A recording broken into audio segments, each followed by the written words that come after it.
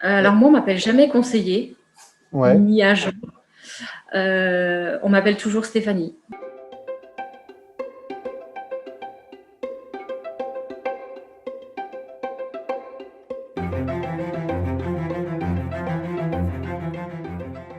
La rencontre avec Delacour au jardin s'est fait très naturellement par le biais d'une connaissance qui a rencontré une personne du groupe qui était en recherche de développement sur la région bordelaise. J'ai donc rencontré par la suite Isabelle Larochette, où quand on s'est rencontrés pour la première fois, ça a été comme une évidence. On avait l'impression de se connaître depuis très longtemps. Nos valeurs respectives étaient vraiment en adéquation de ce qu'il recherchait et de mes attentes. Et en fait, ça a matché tout simplement autour d'un café, tranquillement.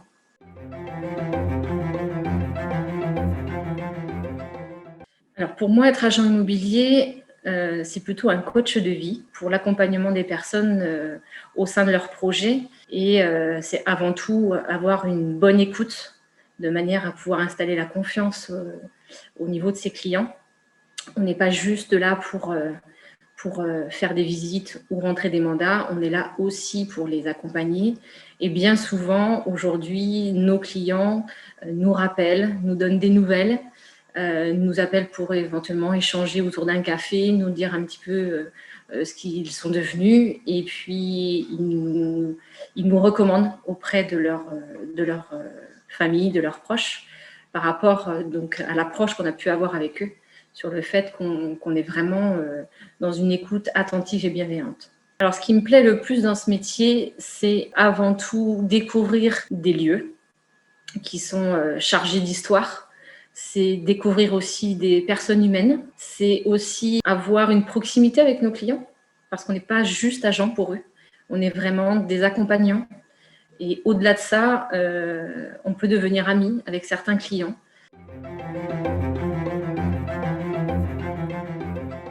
J'ai suivi une formation d'intégration pour connaître donc tout le process et les qualités qu'on doit avoir pour être agent immobilier. C'est un stage d'intégration qui se passe sur une semaine, et après on a des formations régulières au sein de l'agence, et on a des formations obligatoires de manière à pouvoir continuer dans notre métier et garder notre carte professionnelle. On voit aussi tous les aspects architecturaux, les aspects photographie, les aspects feng shui, les aspects handicap. On voit aussi tout ce qui est urbanisme, qui est très important, avec toutes les normes PLU et aussi toutes les RT 2012 quand on vend des terrains avec des constructions.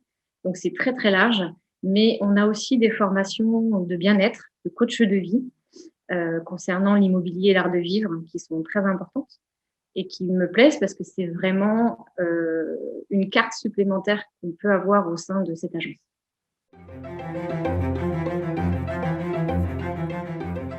C'est avant tout la découverte du client et ses attentes. Savoir pourquoi je suis là, savoir qu'est-ce que je peux leur apporter.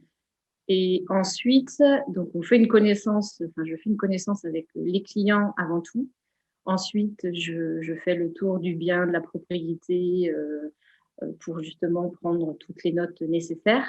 Et ensuite, j'évoque auprès de mes clients qui je suis, qui nous sommes et ce que je peux leur apporter et la différence que je peux avoir par rapport à d'autres concurrents qui pourraient être sur le même bien que moi à la vente.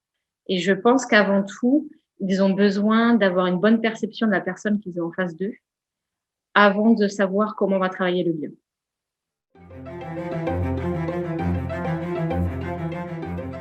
Les conseils que je donne aux vendeurs quand je viens découvrir le lieu, c'est avant tout de dépersonnaliser un peu la maison.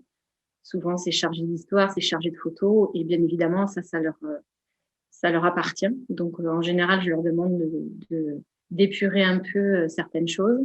Si effectivement, il y a des biens qui méritent quelques petits travaux de rafraîchissement, je leur conseille de le faire en amont pour justement donner un œil beaucoup plus ouvert aux futurs acquéreurs. Pour certains, le fait d'avoir beaucoup de travaux peut faire fuir. Alors que si effectivement on a repeint quelques pièces ou enlevé des couleurs un peu trop flashy, peuvent rebuter les personnes qui n'arrivent pas à se projeter. En général, je leur explique qu'ils ne seront pas que spectateurs, ils seront acteurs également. On décide ensemble des photos qui seront sélectionnées pour la mise en vente. Je leur expose le lien de l'annonce avec le texte. Ils me disent s'ils le valident et ensuite je le diffuse sur les supports qu'on aura évoqués ensemble et pour laquelle ils auront validé certains sites.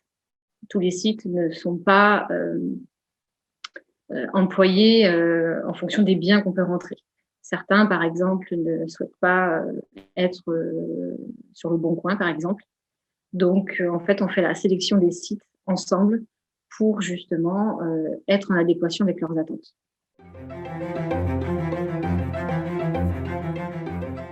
Alors, la petite anecdote sympathique, c'est qu'au sein de la Cour au Jardin, nous sommes deux Stéphanie sur le secteur de la région bordelaise. Et nous avons été contactés l'une et l'autre par un couple qui était donc en mode séparation. Et en fait, on s'est retrouvés toutes les deux le jour du rendez-vous en face à face avec les clients sans qu'ils ne sachent qu'il y avait deux Stéphanie chez De la Cour au Jardin.